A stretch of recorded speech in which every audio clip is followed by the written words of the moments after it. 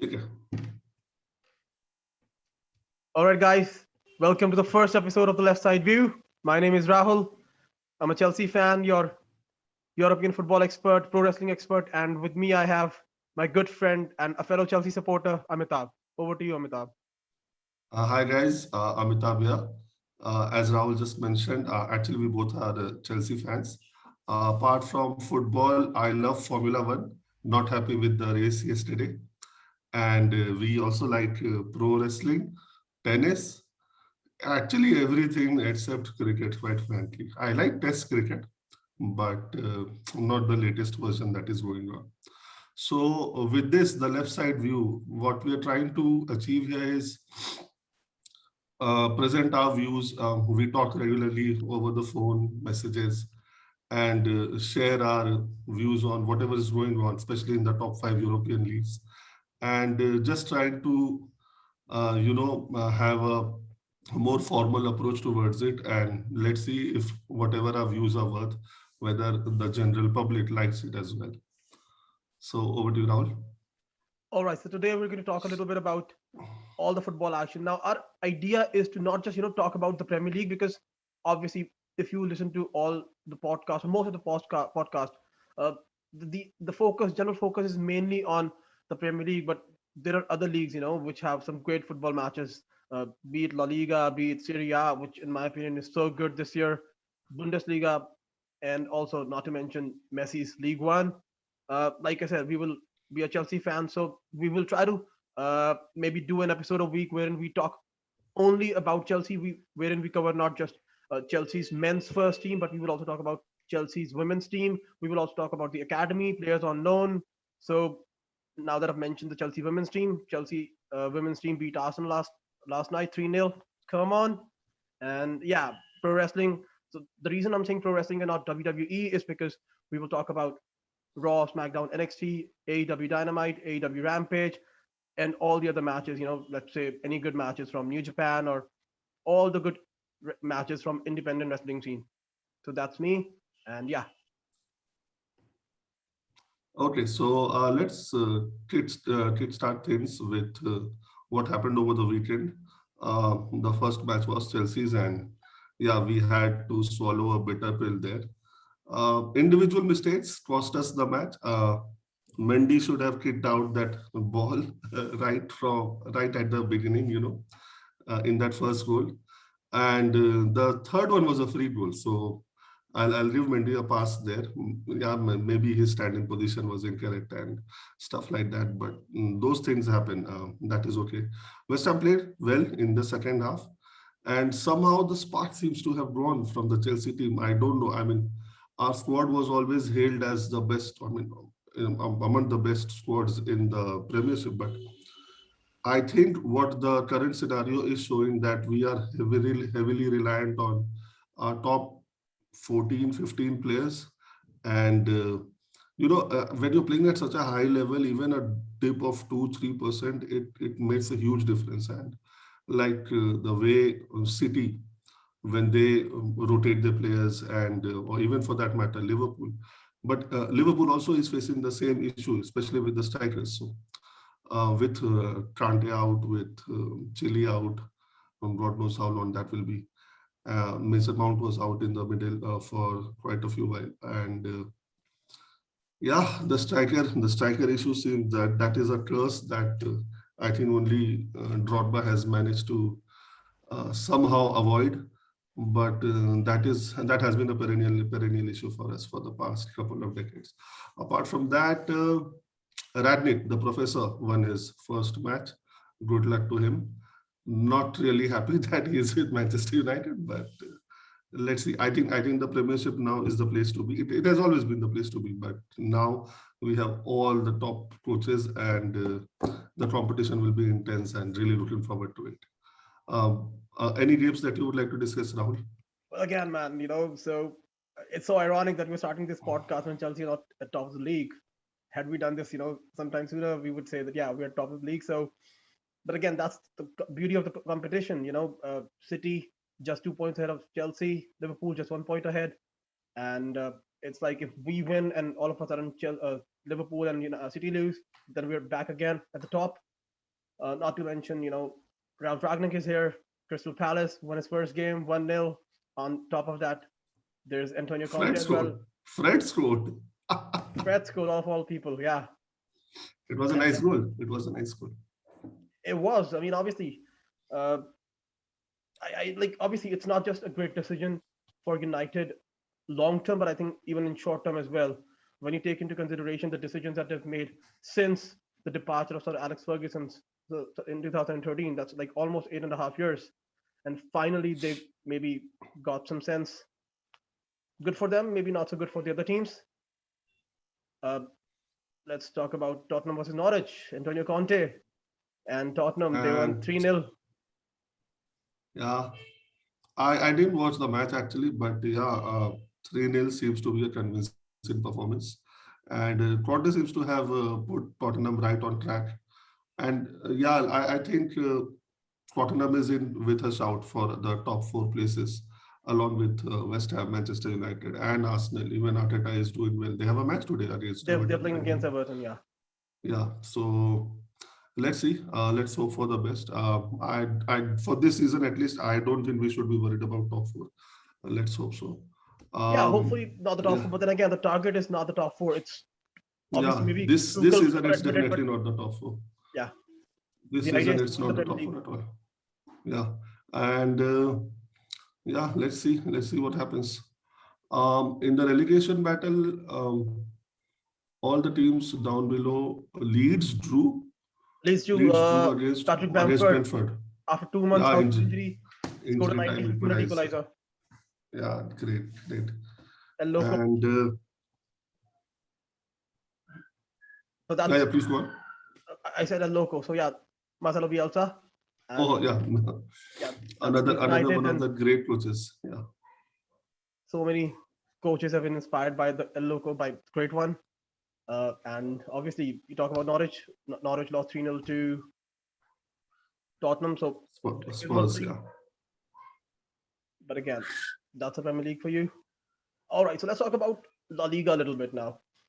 Again, the competition, in my opinion, at least I thought that before the season started, Atletico Madrid would run away with the title this year. The fact that they managed to win it last season, and then again, Real Madrid, Sergio Ramos left, Rafael Varane left, but they only managed to sign David Alaba. And again, no other signings in terms of a striker. They did sign Eduardo Camavinga, but again, he's a long-term player. He's not someone who's going to play like 90 minutes or he's going to start every La Liga game because it is so difficult right now to break the trinity that is Cruz, Modric, and Casemiro. But then Vinicius Junior has picked himself up, from his past performances, oh has been yes, playing. oh yes. He's been the number one player. But going back to Simeone, I really don't know what has happened to him. I mean, yes, he was defensive. He has always been defensive. But now somehow these coaches they are being so stubborn about the way they want to play or the tactics they want to employ. I mean, you have some of the most attacking players in the world. Why don't you just let João Felix do his magic? I mean, the way they last year against us, I believe, when Giroud scored that bicycle kick. Hmm. Yeah, I mean, they just did not want to move past the halfway line. They were ready to absorb the pressure, and I don't understand. Even this season against Liverpool, against Milan, against Porto, the tactics he has adopted is just bizarre. I mean, let go of the nervousness, the negative energy that you have, and let the players play because that is why you bought these players. What is the point of you know buying the best young player at that point of time and then asking him to do something that does not come naturally to him? I mean, I don't see Felix. I mean, I don't know what the contract length is, but I don't think he's happy there. I mean, he doesn't look like he's happy. And coming back to Real Madrid, see, I always knew that yeah, Barca last year the signs were there. This year with all the Messi fiasco and everything, so the writing was pretty much on the wall. So basically discounted them right at the start of the season. But I think Madrid have done exceptionally well, and a lot of credit has to go to Ancelotti. He is one of those underrated, underrespected. Maybe not by the people who actually know the game, but the general public. He has done wonders. Obviously, he has the players, but to put in that focus, and there have been controversies and there have been issues at Madrid as well. All the Spanish clubs, Barcelona, Madrid, they are facing so much of financial issues right now. So just to have that, calming effect over the team and trying to focus on the job at hand. So kudos to Ancelotti. Um, yeah, I think so. Again, we have to talk about Ancelotti here because of simple reason that Real Madrid, who were doing so well, but then you also have to take into consideration in their match, uh, in their last match, the one player that had been carrying them up until now, in a way, Karim Benzema, he hobbled off in the 17th minute, and the person who replaced him hadn't really been playing much. It was Luka Jovic, and the fact that he came on and he scored, and he also provided an assist, just shows Ancelotti's man management. They're already yeah, like I even think 6 or 7 points ahead of the second place team. yeah, they played a game more, and I think they're 7 points ahead. Even they lost to Sheriff. They came back from that, and now they're top of the group. We'll discuss the Champions League later. But this is what I wanted to say. I mean, it's not that Real Madrid has been devoid of any issues, any challenges, but they've come out with flying colors. So right now, all seems good, at least as far as they are concerned. Let's see how things pan out. Uh, yeah. Anything else, or can we Yeah, start yeah. with? I would like to talk about the Barcelona game as well. I think so. We did talk about Ah, Atletico, but we didn't talk about the result. So all the more important, this week for Real Madrid because when you take into consideration Atletico Madrid, it looked like a game that usually happens with Atletico. They take a lead in the 70th minute, and then they hope that it will stay 1-0. But then luck had they hope to destiny take the had lead in the 70th minute, and then they hope to carry on for another 20. Yeah. Yes, which would have been the case this time as well. They took the lead in the 70th minute, around 70th minute. It was 1-0, but then Mallorca, imagine Mallorca. Mallorca, man. Wow, they equalized, Seriously. and then of all the players to score against Atletico, the winner, it was Real Madrid's on loan player Kubo, the Japanese international. He's like 2021, helping out his parent club. Mm-hmm. Mallorca won 2-1, and then let's talk about Barcelona game. Javi's I think third league game in charge. They lost at home to Manu Pellegrini's Real Betis 1-0. 1-0, yes. Wow. I think the road to recovery for Barcelona will be a long and arduous one. I don't see any short fixes right now Amen to that. because it's not just one issue. I mean, there are so many problems. They have the uh, players issue, whether they have the right level of talent right now in the team. Plus, there's the financial challenge that has been bugging them for so many years now. And Xavi has to create things right from a scratch, and it will take time. I think they've basically written off this season, and they're trying to maximize the results. Um, I think they have already started preparing for the next season, both in terms of the finances and in terms of identifying talent and doing their business. Let's see. But when you say that, what do you have to say about the rumors of Ferran Torres of Manchester City being linked to Barcelona in January? Yeah, so I've also heard that Barcelona has offered 3 or 4 players. I mean, not all of them, but they have offered Pick off the three or four. yeah, choose the players you want. And right now, City has rebuffed the offer. They said they want cash and all. But see, for a Spanish international, the lure of Barcelona will always be there. So it's just like Manchester United, right? Right now they are not in the best of shapes, but if you ask a random person, a British national, they will say that yeah, they would like to play for the biggest club in the world.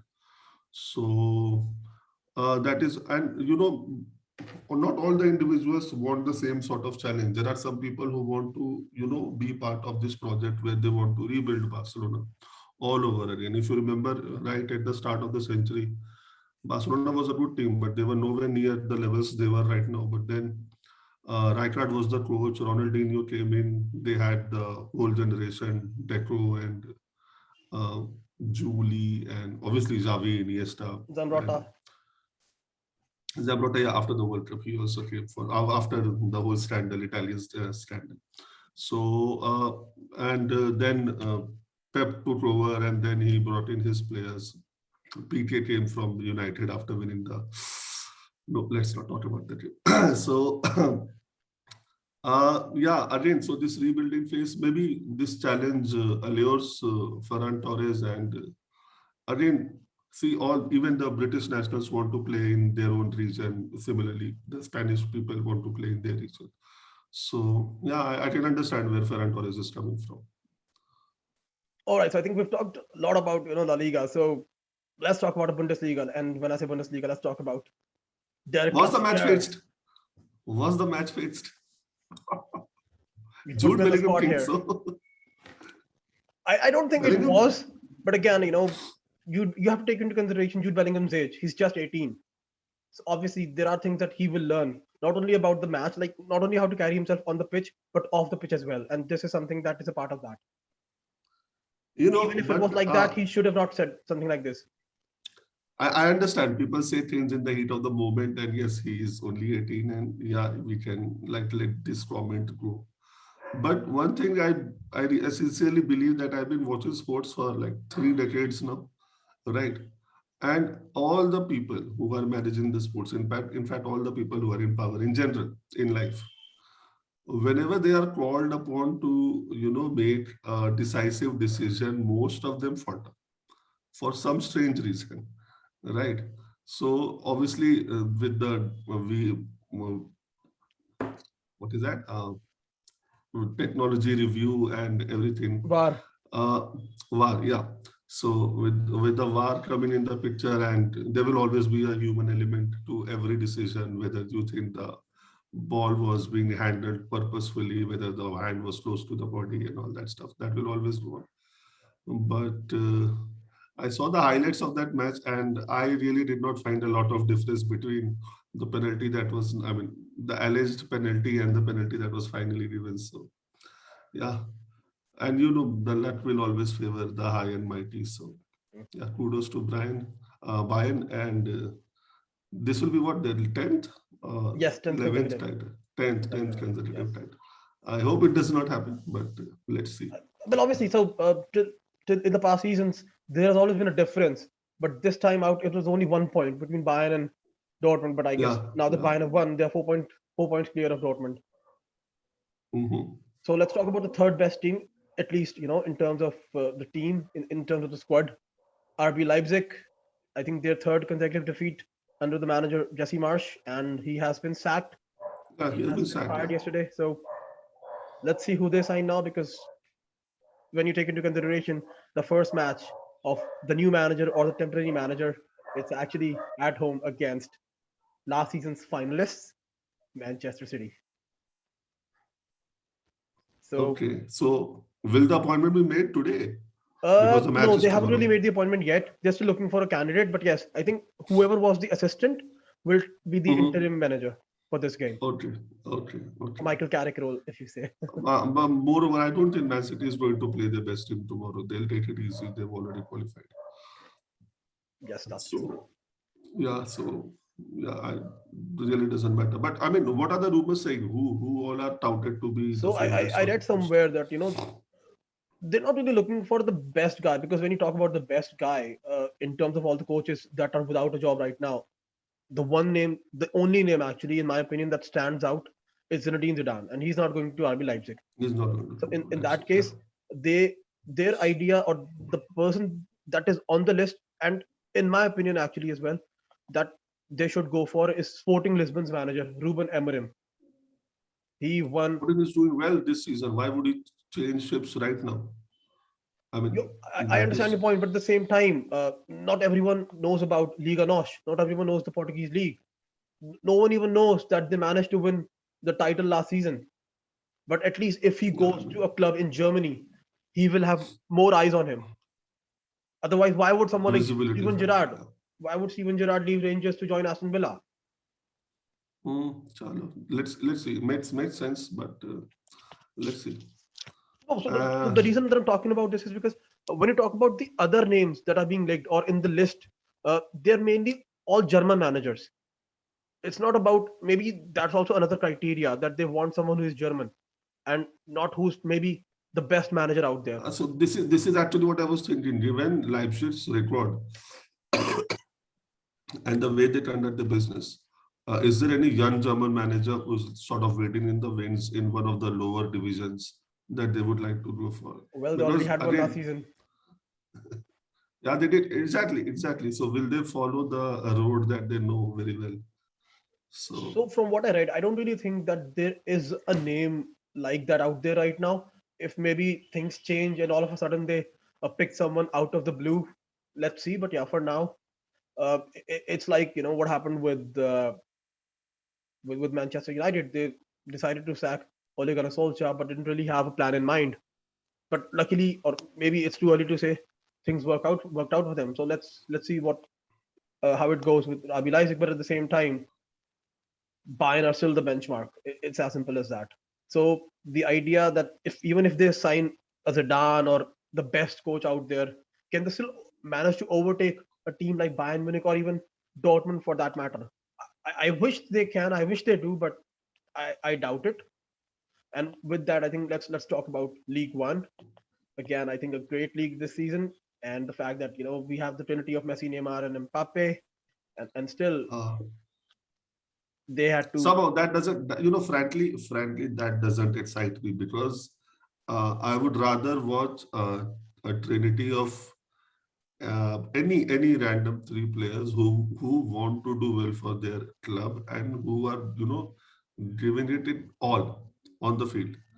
And these three players, the more I watch PSG matches, the more I am sure that these three players are actually, a strong word to say, but a liability for PSG because they just do not do justice to the tactics, to the teammates, and to the over. Had they been scoring 4 5 goals every match, then a lot of the criticism would not happen.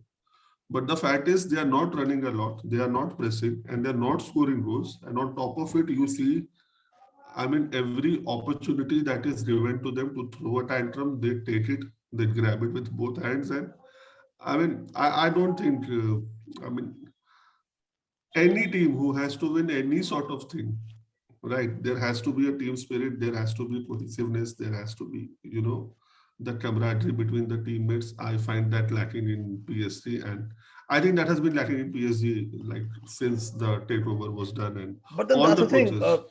The way that they were playing last season, the fact that they managed to reach the semi-final. Do you think that even with the addition of Messi, can they even reach the semi-final this season? No, I don't think so. No. So But then a lot of the credit has to go to our boss, who was their boss at that point of time. I mean, if you and not only him, right from Laurent Blanc. See, the issue was less at that point of time. I understand, but again, fingers have to be pointed at Leonardo, right? The way he treats the coaches, because there has to be hierarchy. I mean, I heard it somewhere. Like, for example, if you want to take a leave or skip training, whatever, the coach says no, and then you go to the higher up, you go straight to the owner and he says okay. So how does that make your coach look, right? undermining the So authority of the coach.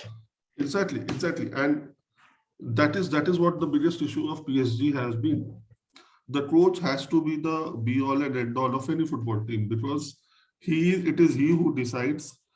And when the players do not respect the coach, when they do not listen to the coach, we saw what happened to Ole, fortunately, unfortunately, and even we, I mean, our club, we have seen how it all pans out, right? We have had our hordes of coaches who have been sacked or asked to leave, whatever. So we just before that happens, you see the 4 5 matches. I remember the match before ABV was let go against West Brom, West Brom. and nobody ran. Nobody ran in that match. I think we lost to 3-0. I don't remember the score. We lost the match. And then he was sad. And the next match, Di Roberto Matteo. Matteo, Di Matteo, he was in charge. And you could see the difference. The players were not playing for the coach. And again, that is the same thing. But now again, that is an issue when the player coach is about to be sacked. The players know it, they know it very well that yeah, this is how it is going to pan out.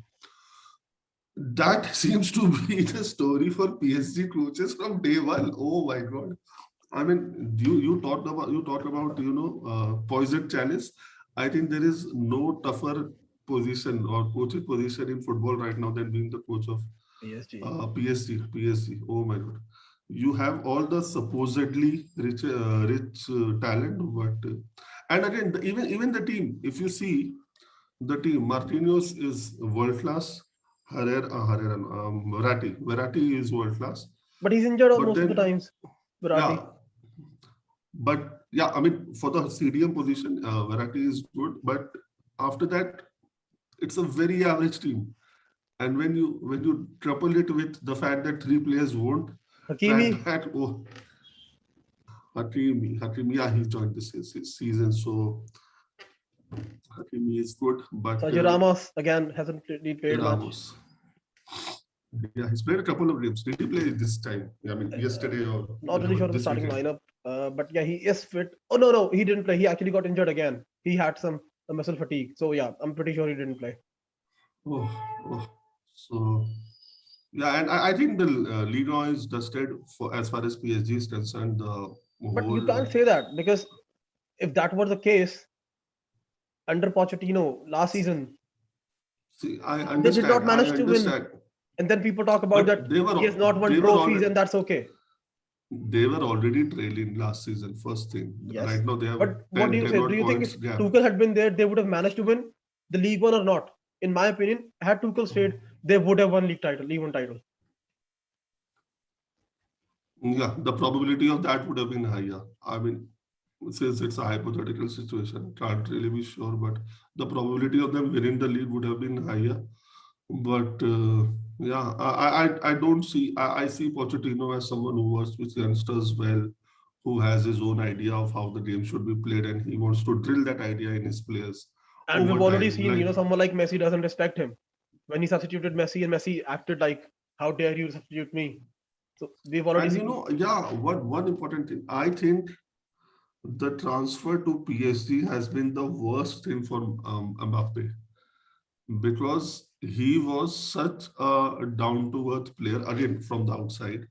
He was so focused on working hard and you know not throwing the tantrums that he usually throws now, not being involved in activities that he's not supposed to.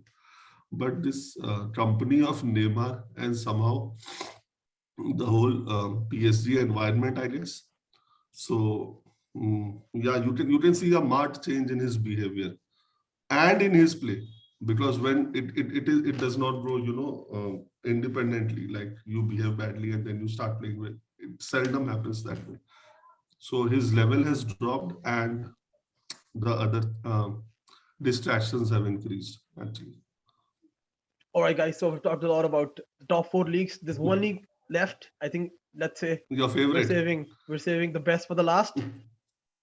Last, but definitely not the least. So we're going to talk about Serie A. There are like seven top teams in there: Inter Milan, AC Milan, Napoli, Lazio, Roma, Atalanta, Juve. Wow! And on top of that, there were two Roma. big matches. Roma. You still want to say Roma? So top seven, right? They're still going to be top seven, in my opinion. And again, Yeah. January is coming. Let's see if they can make any business. But yeah, let's talk about Serie A now. So there were two big matches. One, Roma versus Mourinho's former Italian team, Inter Milan, and the second match is Napoli versus Atalanta. So, Atalanta. Yeah. do you want to talk about Roma versus Inter Milan? Yeah, I'll take Napoli versus Atalanta. Actually, I saw that match, and Okay. again, Napoli took the lead, and Atlanta somehow fought back 2-3 away match. Atlanta has been showing some spine this season. Yes. They've always had the flair for the past couple of seasons, but this season going to Juventus last week and winning, now coming Zapata. to Naples and winning. So I hope they carry this momentum in midweek as well. Let's hope for the best for them. Enjoyed that match. Didn't see, I mean, saw the highlights of the Roma match, and by the looks of it, I mean, they seemed completely outplayed. And I'm hearing murmurs about Everton wanting Jose. When the Newcastle takeover happened, Jose started speaking funny, and let's see. They had a lot of players missing, and there was this post-match press conference that was supposed to be disrespectful to the media. So they had players I talking about the missing, Roma but game or the Napoli Atlanta game? Mourinho, the Roma Okay, game. okay. So yeah, they were, and Mancini and Zainolo. I think they will miss Zaniolo. the next match. Yeah, Zaniolo. They'll miss the next game as well due to yellow cards and stuff. So this is why So I think Tammy Abraham played against Bologna, which they lost 1-0. And there were five players who were on the risk of uh, getting suspended if they received a yellow card. So in that match, Tammy Abraham received a yellow and he was suspended for the game against Inter Milan. And now, even though he's going to return, but someone like Zaniolo or Gianluca Mancini, they're going to be out. But at the same time, they were only missing one key player, Tammy Abraham, and still they lost 3-0. If had it been like a 2-1 or a 2-0, I would still understand, but losing 3-0, which is why I've been saying that my favorites are always Inter Milan this season because not only of the experience that they have, but the squad depth that they have, something that Roma clearly don't have. In fact, I read somewhere that maybe it's just a sign, a control sign that Mourinho, who actually doesn't really believe much in youth, he was seen last night watching AS Roma's academy match. mhm. All Yes. Saw that. right, so I'll tell you a couple more stats about Napoli at Atalanta. Obviously, Napoli doing so well this season, but at the same time, when I saw the lineup against Atalanta, I knew that this is actually the match wherein Atlanta have to go for the kill. Napoli right now are missing six first team players. Uh, they're missing Koulibaly, they're missing Costas Manolas, Insigne, uh, and Fabian Ruiz was suspended. Their midfielder Mm. Anguissa missing, and their star striker Victor Osimhen again missing. So they were missing six key players when they took on Atlanta. And Atlanta, let me give you another stat about Atlanta. After I think 16 games, this is their best start under Gianpiero Gasperini. The maximum points that they had till now was 29. This year they have 34. And whenever they have had that start, they have finished third. And they have done even better this season. So maybe they can finish even higher than third. Mm. Let's talk about Let's the hope other so three for them. matches. Yeah. Juventus finally managed to win, beat Genoa 2-0. Last 2-0. night under Shevchenko, again, would say that not really been a good appointment, but at the same time, it just, the run of fixtures that he's had as Genoa manager. He's already faced the likes of Roma, AC Milan, and Juventus. AC So, Milan. Yeah. yeah, definitely. Quadrado scored from the corner yesterday, Straight right? corner. Wow, what a goal. Yes, he Oh scored straight from a corner. man. Uh, Morata was actually seen arguing with Allegri.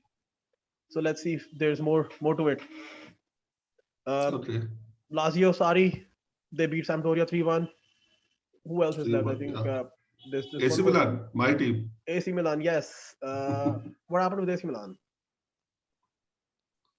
They Oh yes, won they won 2-0. 3-0. They won I think 2-0, 2-0, 2-0, 2-0, 2-0. They won. 2-0. Yeah, Yeah, they won. They won they basically. won. That's The all that match was matters. on But again, Saturday. Yeah. I think someone was injured. I think in that game, KR is already out. KR has already been injured. He's out for the season Hmm. most probably. They're actually being linked to our defender Malang Sarr now, who is actually being linked to Inter Milan. So let's see. That's Serie A. I think. Who do you think is the favorites? Are the favorites to win Serie A this season? The favorites, the head says Inter, the heart says AC. I see. Let's see. And again, the Atlanta story is just too romantic not to, engage in, so indulge in. So let's see. I hope AC Milan wins, or even if Atlanta wins, I'll be okay. But then But we'll see similarly, on that when you also. talk about romanticism, right, you have to talk about Napoli as well. They've not won a league title since the time Diego Armando Maradona was there. The last title I think they won was in 1990. Yeah, So Yeah, if they manage to do there'll as be well, so many twists and turns. I'm telling you, I mean, in the Premier League and in the Italian Serie A. So just happy and excited right now to see what the future holds. all right, guys. Okay, So this was our first episode of Left Side View, and yeah, ciao. okay, bye guys.